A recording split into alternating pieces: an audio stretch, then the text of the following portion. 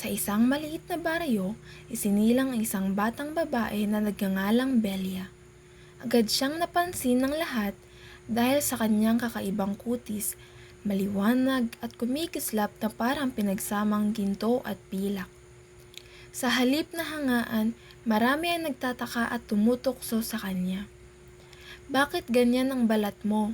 Parang hindi normal," sabi ng mga bata. "Nakakasilaw ka, Belia," dagdag pa ng iba. Sa tuwing lalabas siya ng bahay, hindi maiwasang pag-usapan siya at pagtawanan. Bagamat sinasabi ng kanyang ina na ang pagiging kakaiba ay isang biyaya, hindi maiwasan ni Belia na maging malungkot. Isang gabi, umiyak siya habang nakayakap sa kanyang ina.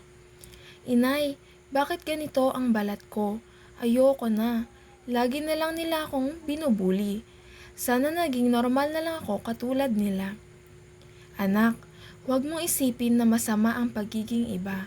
Ikaw ay special at balang araw, makikita ng lahat kung gaano kahalaga ang liwanag na nasa iyo," sabi ng kanyang ina habang hinahaplos ang kanyang buhok. Ngunit sa kabila ng mga salita ng kanyang ina, napuno na si Belia ng lungkot at kawalan ng pag-asa.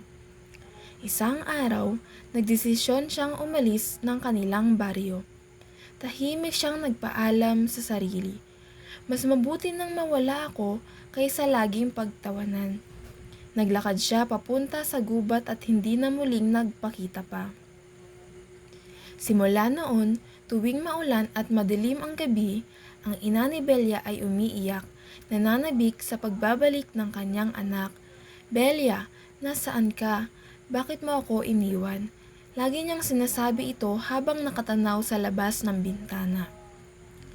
Pilit hinahanap ang liwanag ng kanyang anak sa dilim.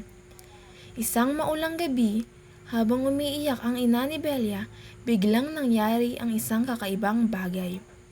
Sa kabila ng dilim ng kanilang bahay, isang liwanag ang biglang sumilaw sa itaas ng kanilang hapag. Ang liwanag ay galing sa isang bilog na tila yari sa kristal at kumikislap na parang balat ni Belia. Napatigil ang ina ni Belia. "Ano ito?" tanong niya habang pinagmamasdan ang mahiwagang liwanag. Bigla niyang naalala ang kanyang anak. "Belia, ikaw ba to? Ikaw ang nagdala ng liwanag na ito." Kumalat ang balita tungkol sa mahiwagang liwanag sa bahay ng ina ni Belia. Tinawag nila itong Bumbilya, bilang alaala kay Belia. Ang